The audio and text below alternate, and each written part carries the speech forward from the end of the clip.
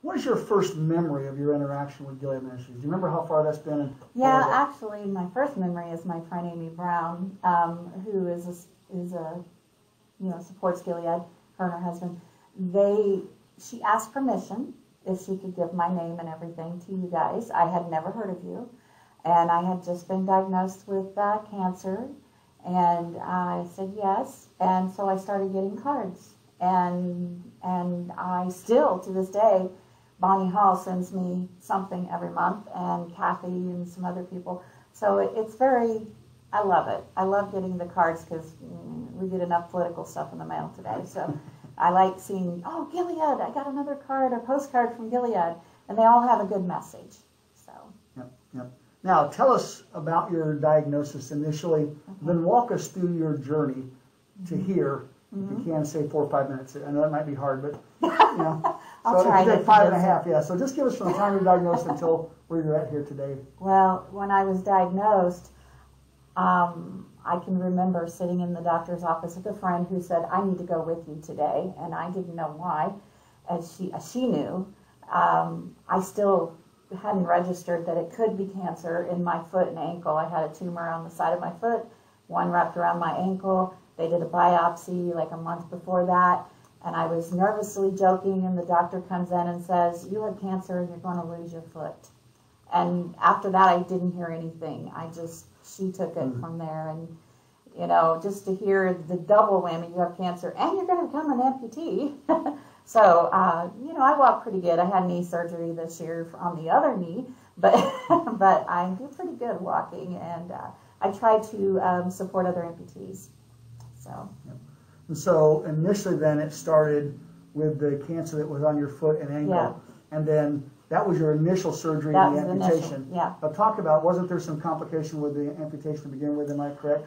Yes. They didn't know how far up they would have to go, but it had already started spreading up my leg, so it's just 8 inches below the knee where they had to take the leg and the foot a lot more than they thought because it was growing that fast. Yeah. So. And what's I know you know the name of your cancer, and it's called synovial sarcoma. Sarcomas, there's 60 different subtypes of both soft and bone, and it's very rare, but now you're hearing a little bit more about it because it's in movies and those doctor shows and stuff. Yeah. You hear a little more, but yeah, that's what it is. And then I had it 4 more times. Yeah, so cancer diagnosis was not the last time you get that. Right. Cancer introduced to your doctor visit. So talk about the others and what they had to do with that. Well, 6 months after I had finally, lost my leg, I went through some horrible chemo. Let me tell you, it was a week at a time in the hospital, 2 weeks to recover, and by the time you almost recover, then you have to do it again, and it was tough. And then 6 months later, I found another lump in the groin, the left groin, the side that, and then a few months after that, I found another lump in the stump of my leg, and then I was like, seriously, because that was 1, 2, and then 3. And then I found over the last 10 years, it's been 3 years since the 5th time. So I've had 3 in the groin, 1 in the stump as well. So, and I've had to have chemo every time except one time I did have radiation, and it worked for a while, and then another tumor came back. So. Yeah. Wow. In the process of all this, you come and hung out with us a few times. Yeah. So talk about the first time you decided, not only do I want to be a patient, but I think I'd like to go hang out with these people as a volunteer. So when was your first time to volunteer? I actually don't remember how far back it was. It's been a few years, off and on, depending on whether I was in cancer or some other illness. But I do remember that I have a servant's heart, and my love language is quality time and acts of service.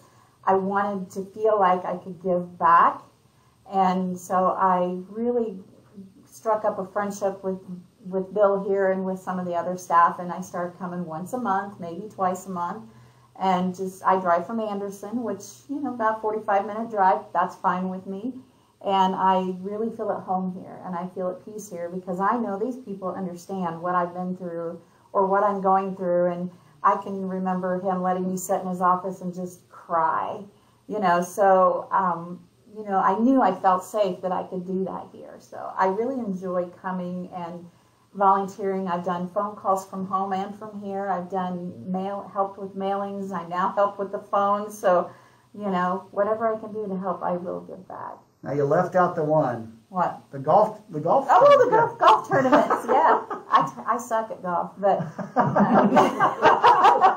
but I enjoy going, and the food's good too. But I enjoy the camaraderie and getting to share my story with people. So. Yeah.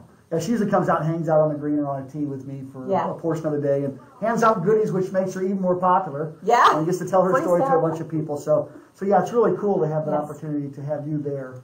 And we appreciate you, Kim, for everything that you've done for us and the way that you've given of your life back to us. And we appreciate the opportunity to share your journey with you. And so she's actually going to go back to the front desk. That's what she's doing today. So, Kim, we appreciate it very much. Anything else you want to add before we take off?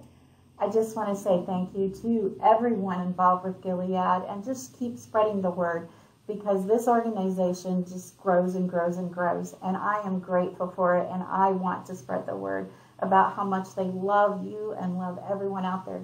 They didn't know me when I started through this cancer journey, but I got to know them and they got to know me, and that is when the growth and the joy of every day happens.